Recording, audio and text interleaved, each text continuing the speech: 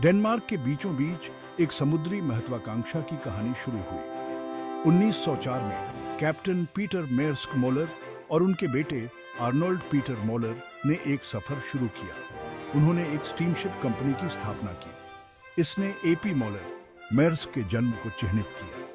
शुरुआती साल साधारण थे। कंपनी एक ही स्टीमशिप चलाती थी। इसका नाम था स्वेंडबोर्ग। पहले विश्व युद्ध ने चुनौतियां लाई, फिर भी मेर्स्क डटा रहा। युद्ध के बाद मेर्स्क ने अपने बेड़े का विस्तार किया। कंपनी ने नए रास्ते स्थापित किए। वे दुनिया भर में रवाना हुए। विश्वसनीयता के प्रति मेर्स्क की प्रतिबद्धता ने उन्हें एक मजबूत प्रतिष्ठा दिलाई। एपी मोलर, एक दूरदर्शी नेता, ने विकास के दौर में कंपनी का मार्गदर्शन किया। समुद्री उत्कृष्टता के प्रति उनके समर्पण ने मेर्स्क की भविष्य की सफलता की नींव रखी। गुणवत्ता और सेवा के प्रति कंपनी की प्रतिबद्धता अटूट थी। 20वीं शताब्दी में कंपनी को कई चुनौतियों का सामना करना पड़ा। महामंदी और दूसरे विश्व युद्ध ने वैश्विक व्यापार को बाधित कर दिया। मेर्स्क ने इन अशांत समयों के साथ तालमेल बिठाया। दूसरे विश्व युद्ध के बाद मेर्स्क ने नवाचार को अपनाया। कंपनी ने बड़े और तेज जहाजों में निवेश किया। उन्होंने नई तकनीकों का बीड़ा उठाया। कंटेनरीकरण ने शिपिंग उद्योग में क्रांति ला दी। मेर्स्क इस परिवर्तन में सबसे आगे था। मेर्स्क मैक्किनी मोलर, एपी मोलर के बेटे, ने 1965 में नेतृत्व संभाला। उन्होंने 4 दशकों से अधिक समय तक कंपनी का नेतृत्व किया। वे वैश्वीकरण और मुक्त व्यापार के प्रबल पक्षधर थे। उनके नेतृत्व में मेर्स्क एक वैश्विक दिग्गज के रूप में विकसित हुआ। 2003 में जेस सोडरबर्ग सीईओ बने। एक नए युग की शुरुआत। उन्होंने मेर्स्क को और विस्तार की ओर अग्रसर किया। इसमें अधिग्रहण और रणनीतिक साझेदारियां शामिल थीं। मेर्स्क की वैश्विक पहुंच बढ़ती रही। हालांकि 2008 के वैश्विक वित्तीय संकट का शिपिंग उद्योग पर महत्वपूर्ण प्रभाव पड़ा। मेर्स्क को कई अन्य लोगों की तरह घटती मांग और अधिक क्षमता का सामना करना पड़ा। इससे समेकन और पुनर्गठन का दौर आया। 2016 में सोरेन्स्कू ने सीईओ के रूप में पदभार संभाला। उन्होंने एक प्रमुख रणनीतिक बदलाव की शुरुआत की। मेर्स्क ने पूरी तरह से कंटेनर लॉजिस्टिक्स पर ध्यान केंद्रित करने का फैसला किया। इसमें ऊर्जा संबंधी व्यवसायों से अलग होना शामिल था। लक्ष्य संचालन को कारगर बनाना और बढ़ते ई-कॉमर्स बाजार को भुनाना था। 2017 में मेर्स्क को एक अभूतपूर्व चुनौती का सामना करना पड़ा, नॉटपेटिया रैंसमवेयर अटैक। इस वैश्विक साइबर हमले ने मेर्स्क के कई कंप्यूटर सिस्टम को पंगु बना दिया। इससे इसके संचालन में भारी व्यवधान उत्पन्न हुआ। इस हमले ने साइबर खतरों के लिए वैश्विक आपूर्ति श्रृंखलाओं की भेद्यता को उजागर किया। मेर्स्क ने तेजी से प्रतिक्रिया दी। उन्होंने अपने सिस्टम को बहाल करने और ग्राहकों पर प्रभाव को कम करने के लिए अथक प्रयास किया। नॉटपेटिया हमला एक चेतावनी के रूप में काम किया। इसने तेजी से डिजिटल दुनिया में साइबर सुरक्षा के महत्व पर जोर दिया। मेर्स्क ने अपने आईटी इंफ्रास्ट्रक्चर को मजबूत करने और अपने साइबर सुरक्षा को बढ़ाने में भारी निवेश किया। भाग 5, एक स्थायी भविष्य का निर्माण। हाल के वर्षों में मेर्स्क ने स्थिरता में महत्वपूर्ण प्रगति की है। कंपनी ने अपने कार्बन पदचिह्न को कम करने के लिए महत्वाकांक्षी लक्ष्य निर्धारित किए हैं। यह पर्यावरणीय जिम्मेदारी के लिए प्रतिबद्ध है। मेर्स्क जलवायु परिवर्तन से निपटने की तत्काल आवश्यकता को पहचानता है। शिपिंग उद्योग का पर्यावरण पर महत्वपूर्ण प्रभाव पड़ता है। मेर्स्क का लक्ष्य टिकाऊ शिपिंग प्रथाओं में अग्रणी बनना है। मेर्स्क की प्रमुख पहलों में से एक कार्बन न्यूट्रल जहाजों का विकास है। कंपनी ने मेथनॉल द्वारा संचालित जहाजों के बेड़े का ऑर्डर दिया है। यह वैकल्पिक ईंधन ग्रीन हाउस गैस उत्सर्जन को काफी कम करता है। यह शिपिंग उद्योग को डीकार्बोनाइज करने की दिशा में एक बड़ा कदम है।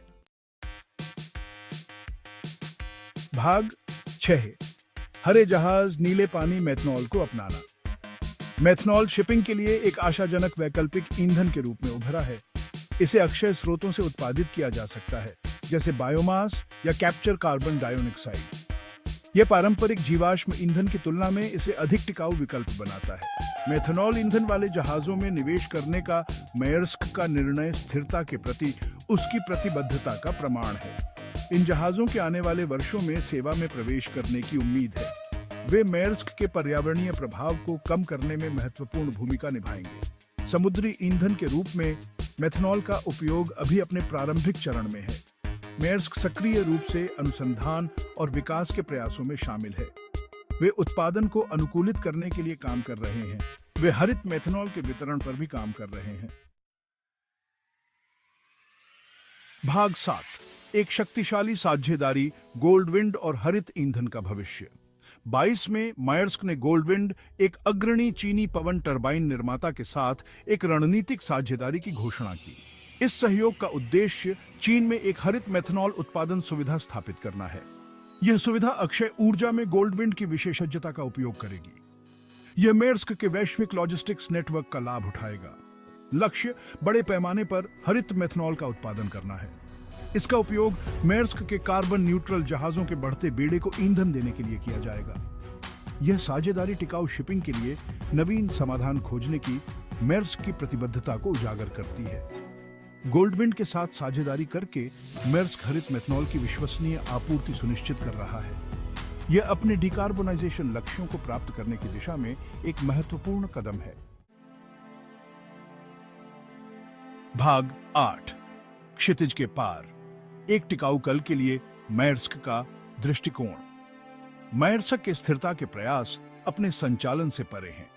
संपूर्ण आपूर्ति श्रृंखला में स्थायी प्रथाओं को बढ़ावा देने के लिए कंपनी सक्रिय रूप से ग्राहकों और भागीदारों के साथ जुड़ रही है। मेयर्स्क अपने ग्राहकों को उनके शिपमेंट के कार्बन पदचिह्न की भरपाई करने का विकल्प प्रदान करता है। यह प्रौद्योगिकियों और पहलों में निवेश करता है जो पूरे लॉजिस्टिक्स पारिस्थितिकी तंत्र में उत्सर्जन को कम करते हैं। मेयर्स्क का दृष्टिकोण वास्तव में टिकाऊ एंड टू एंड आपूर्ति श्रृंखला बनाना है। इसमें उद्योग के हितधारकों के साथ सहयोग करना शामिल है। इसका अर्थ है नई तकनीकों को अपनाना और नवाचार की संस्कृति को बढ़ावा देना। भाग 9, एक बदलती दुनिया में चुनौतियां और अवसर। वैश्विक रसद उद्योग लगातार विकसित हो रहा है। मेयर्स्क को कई चुनौतियों का सामना करना पड़ता है, जिसमें भू राजनीतिक अस्थिरता, आर्थिक उतार चढ़ाव और जलवायु परिवर्तन के चल रहे प्रभाव शामिल हैं। हालांकि ये चुनौतियां अवसर भी प्रस्तुत करती हैं। स्थिरता, डिजिटलीकरण और ग्राहक केंद्रितता पर मेयर्स्क का ध्यान भविष्य के लिए इसे अच्छी स्थिति में रखता है। कंपनी की अनुकूलन और नवाचार करने की क्षमता उसकी निरंतर सफलता के लिए महत्वपूर्ण होगी। रसद में एक वैश्विक नेता के रूप में मेयर्स्क की जिम्मेदारी है कि वह एक अधिक टिकाऊ और लचीला भविष्य तैयार करे। आज कंपनी के कार्यों का उद्योग और गृह पर स्थायी प्रभाव पड़ेगा। भाग 10, निष्कर्ष, मेयर्स्क की स्थायी विरासत। डेनमार्क में अपनी विनम्र शुरुआत से एपी मॉलर मेयर्स्क एक वैश्विक लॉजिस्टिक्स पावरहाउस के रूप में विकसित हुआ है। कंपनी की यात्रा नवाचार, लचीलापन और उत्कृष्टता के प्रति प्रतिबद्धता से चिह्नित रही है। आज मेयर्स्क एक टिकाऊ भविष्य की ओर एक नया रास्ता बना रहा है। नई तकनीकों को अपनाकर, रणनीतिक साझेदारी बनाकर और जिम्मेदारी की संस्कृति को बढ़ावा देकर मेयर्स्क वैश्विक लॉजिस्टिक्स उद्योग के लिए मानक स्थापित कर रहा है। जैसे जैसे दुनिया 21वीं सदी की चुनौतियों से जूझ रही है, समुद्री विशेषज्ञता, अटूट दृढ़ संकल्प और एक स्थायी भविष्य के प्रति प्रतिबद्धता की मेयर्स्क की स्थायी विरासत आने वाली पीढ़ियों को प्रेरित करती रहेगी।